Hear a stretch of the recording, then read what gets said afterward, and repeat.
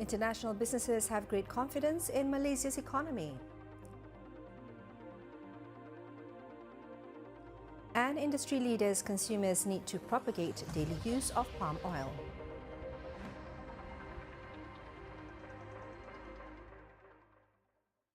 Hi there, I'm Azrin Ahmad and you're watching Bernama News. Prime Minister Datuk Sri Najib Razak said international businesses have shown great confidence in Malaysia's economy ever since the government implemented its National Transformation Programme NTP. He said a lot had been accomplished ever since the government he helmed initiated the NTP, which had enabled the country to register positive economic results that convinced numerous business entities around the world. Datuk Sri Najib said international businesses know that the gross national income GNI had gone up by over 50%.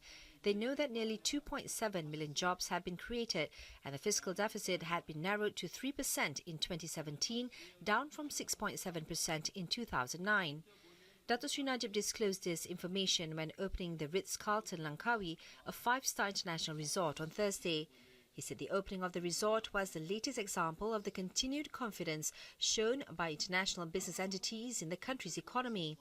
The Prime Minister said the government he led had always had the interests of all Malaysians at heart, as the economic growth the country enjoyed was inclusive and sustainable, with no one left behind.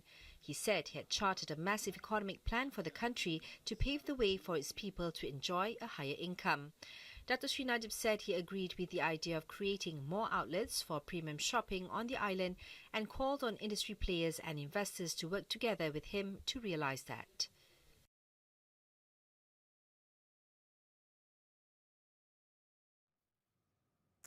Oil Well Executive Director Thomas Milkis said palm oil industry leaders and consumers should stand up and say that they are using palm oil in their daily life to put the commodity in a better position. Thomas Milkis said palm oil industry leaders and consumers needed to convey the message to the world, as efforts to inform consumers on the benefit of palm oil should not be taken lightly in light of the negativity and criticism encircling the commodity. Don't stop repeating the message, because even though European countries are planning to reduce the usage of palm oil in their biofuel, the data is showing differently as the numbers are increasing, he said at the Programme Advisory Committee seminar organised by the Malaysian Palm Oil Board in Bangis, Selangor on Thursday.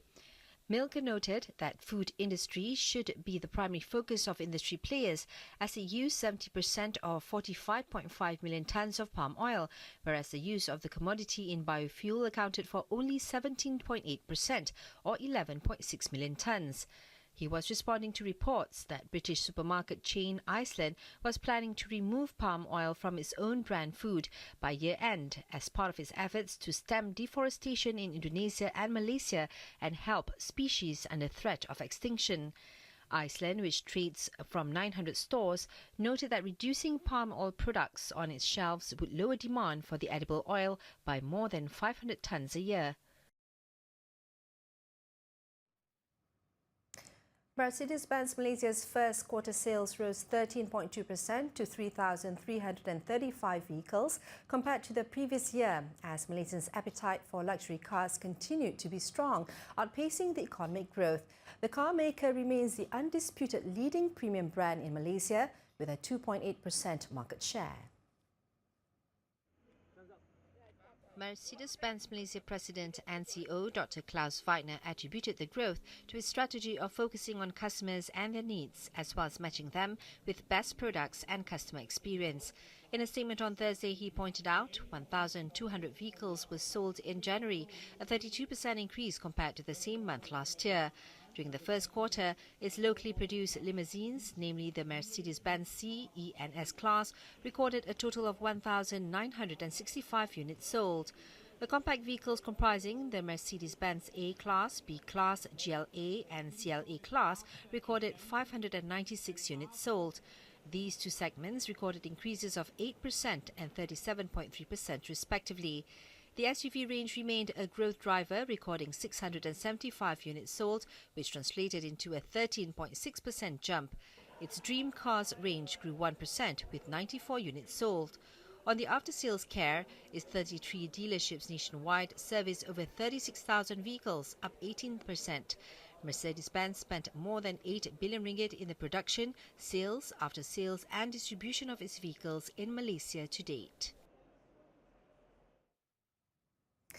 Share prices on Bursa Malaysia closed mixed Thursday as profit-taking in overall market amid worries of potential US military action was offset by support for blue chips amid a strong growth prospect in the economy. At 5 p.m., the MMK LCI added 3.73 points to 1,873.62. The MM ACE fell 57.71 points to 5,499.88. And the MM ERMAS was down 2.47 points to 13,135.61. Losers beat gainers by 343 to 579, while 374 counters traded unchanged. Turnover was at 3.267 billion shares, valued at 2.338 billion ringgit.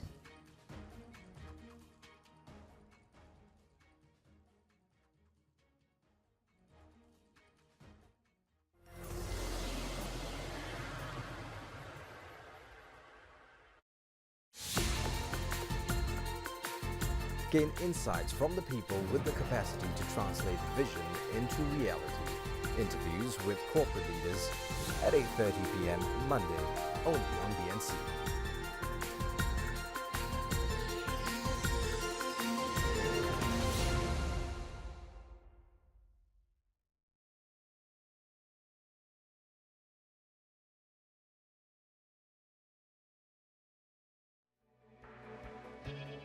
Brings you the latest in current affairs, lifestyle and entertainment,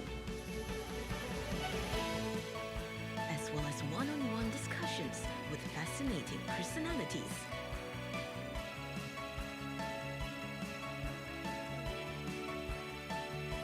Only on Bernama News Channel.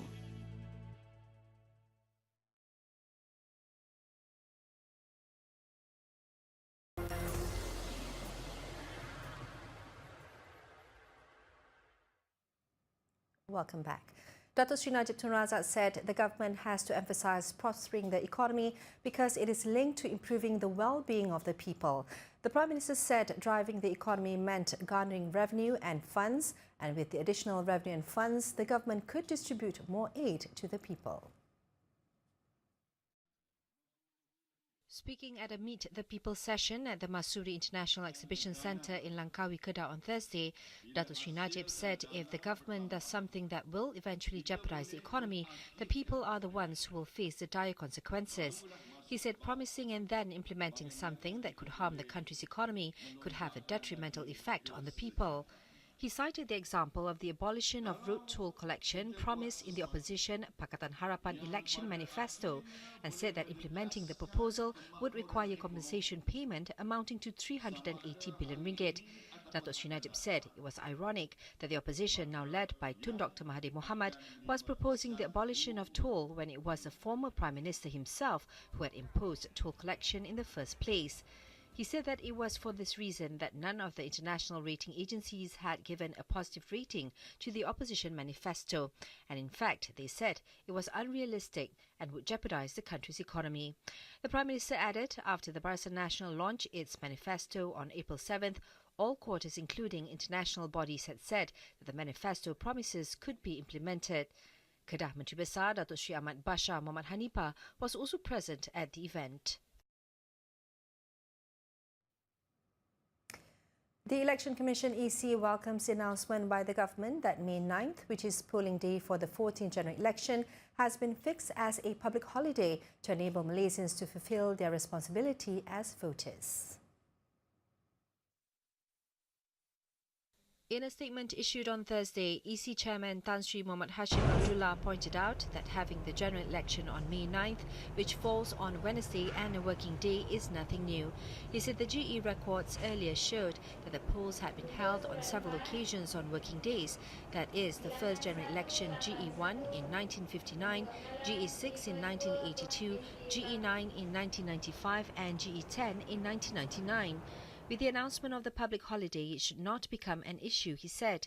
The EC has fixed polling day for the GE14 on May 9th, the nomination day on April 28th, while early voting is fixed for May 5th. Mohammad Hashim said the early announcement on the date of the GE14 also enabled the voters to have adequate time to plan their journeys. In line with the announcement of the holiday by the government, Mohammad Hashim reminded employers who continued to have their operations on polling day that they were required to give ample time to the working voters to go out to cast their ballots. He quoted the provision under subsection 25, subsection 1 of the Election Offences Act 1954. Every employer must, on polling day, allow a reasonable period for each voter who are under their employment to vote, and no employer can make any salary deduction from the voters or to claim any penalty or claim on the worker concerned for being absent from work on the polling day. According to him, any employer refusing their voting employee to go out to cast their ballots could be fined up to 5,000 ringgit or 1 year's imprisonment as provided under subsection 25, subsection 3 of the Election Offences Act 1954. Mohammad Hashim meanwhile urged and encouraged the employers to use their discretion to grant a special leave to their employees who were appointed as GE14 workers.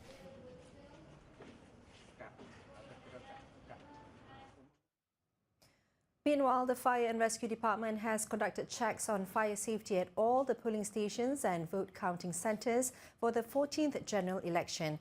Its Director General, Datuk Sri Wan Muhammad Noor Ibrahim said the department checked the fire safety systems and the exit routes of these premises, many of which are schools.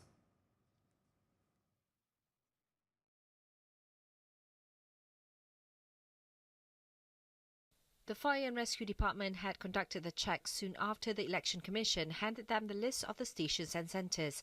Datuk Sri Wan Muhammad said to reporters after the monthly assembly of the department at its headquarters in Putrajaya on Thursday. The EC had reportedly said that 8,989 buildings would be used as polling stations, where 28,995 polling streams would be provided. Polling for GE14 is on May 9th. Nomination for the election is on April 28th and early voting on May 5th. Wan Muhammad Noor said the department was ready to handle any relevant matters up to a week after polling. He also said a directive had been issued freezing the leave of 10,000 Fire and Rescue Department officers and personnel from nomination day up to a week after polling. Fire and Rescue Department awards were also presented at the assembly.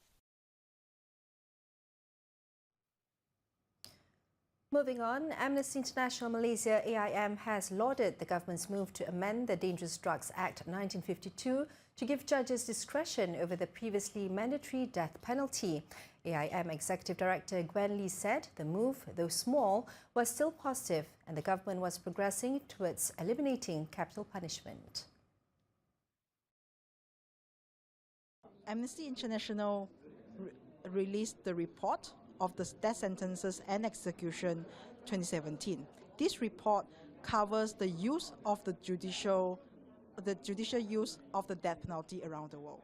For the drug offences are pretty high. In one of the parliament reply a year ago or a few years ago, it did mention that there are like more than 50% of the death row inmates in Malaysia are related to drug offences.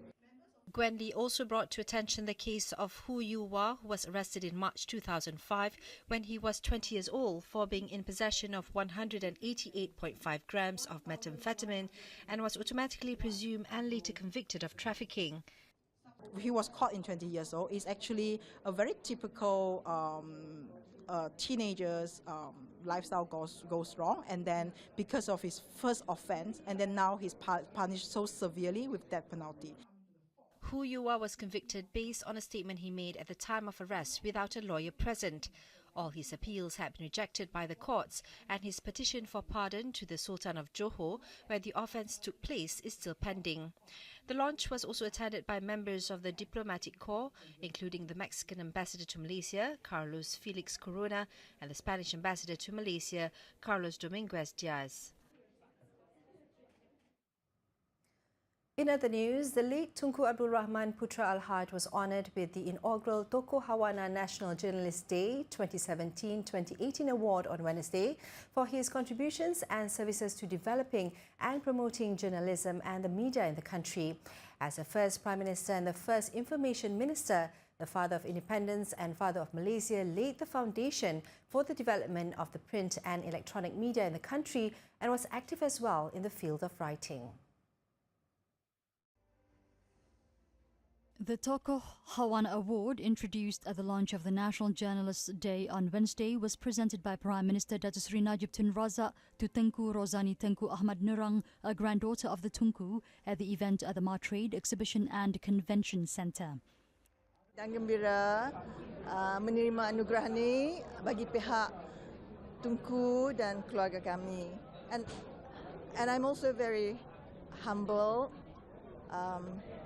that our journalists have such high regards for my grandfather. And then Tunku pun he's closely associated with the newspapers, right? He wrote a weekly column in the Star, Without Fear or Favour, which got Star into trouble once in a while, but everybody knows that.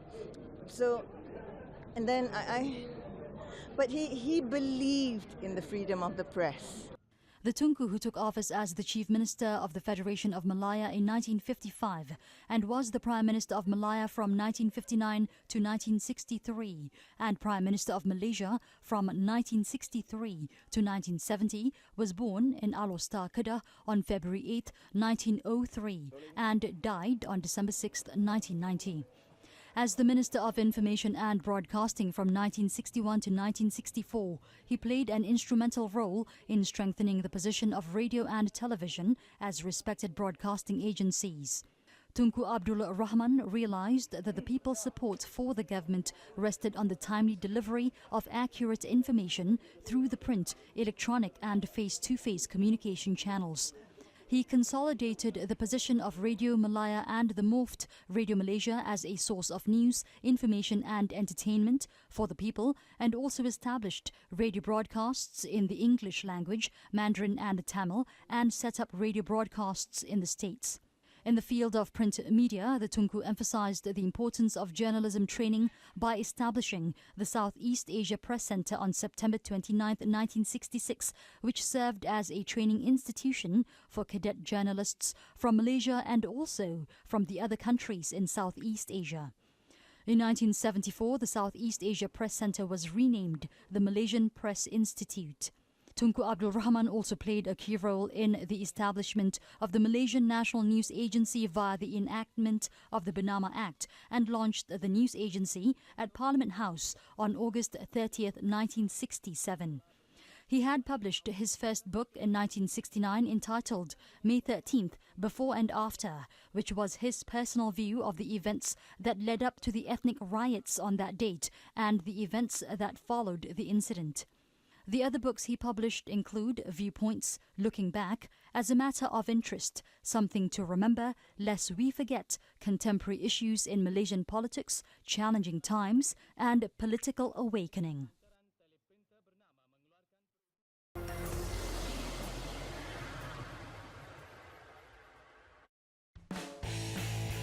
CSR Malaysia feel that there's a greater need to create an awareness of the CSR activities in Malaysia. So basically from this platform we encourage people to branch off to create their own CSR around this area of conversation. CSR ni sebenarnya boleh memberi kita kekuatan untuk kita bekerja sebenarnya. Bekerja untuk orang lain. Jangan lupa saksikan CSR Malaysia setiap hari Sabtu 8:30 malam di Bernama News Channel. The Nation, a talk show from the Current Affairs Desk with in-depth conversations on health, women, property, culture and performing arts. Only on Bernama News Channel.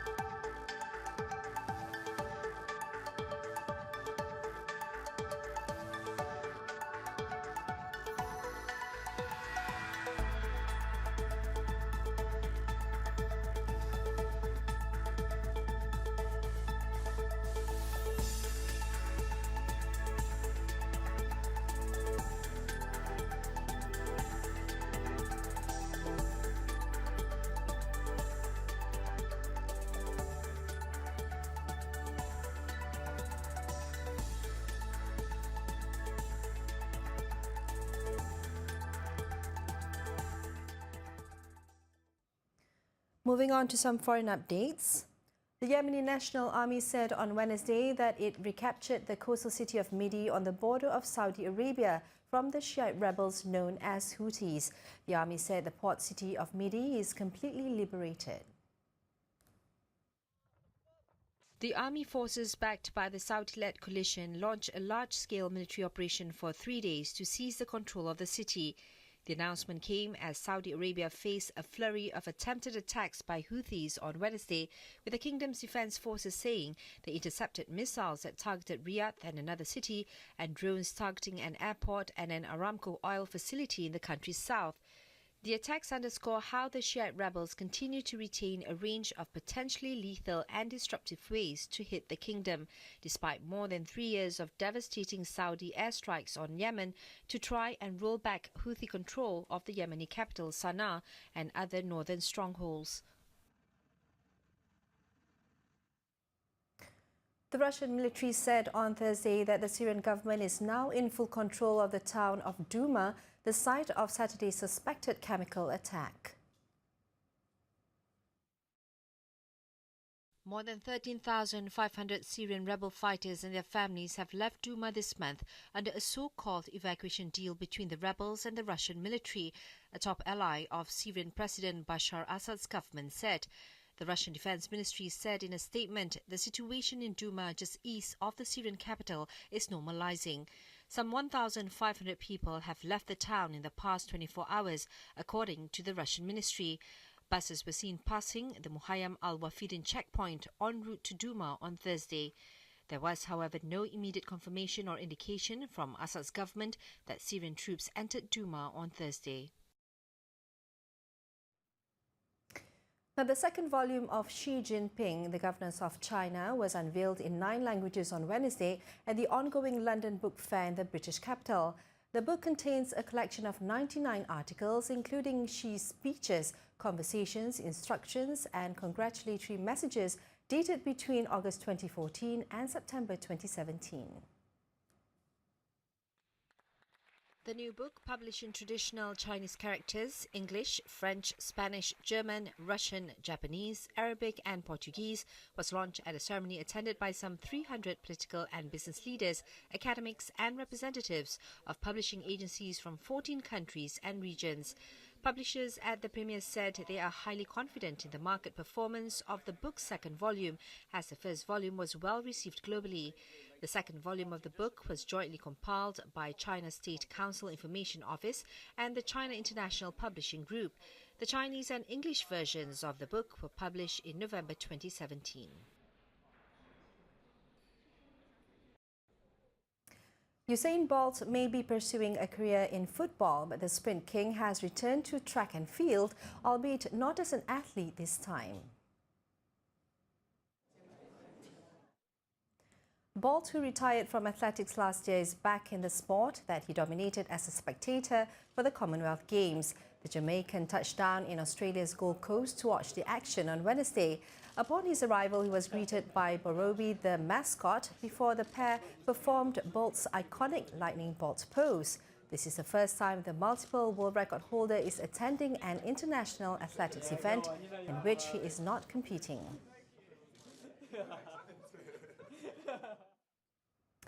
And that's all we have for now. To get the latest news updates, do follow us on Facebook, Instagram and Twitter account, as well as subscribe to our YouTube channel. I'm Azrin Ahmad. Thanks for watching Bernama News Channel. It's all about you.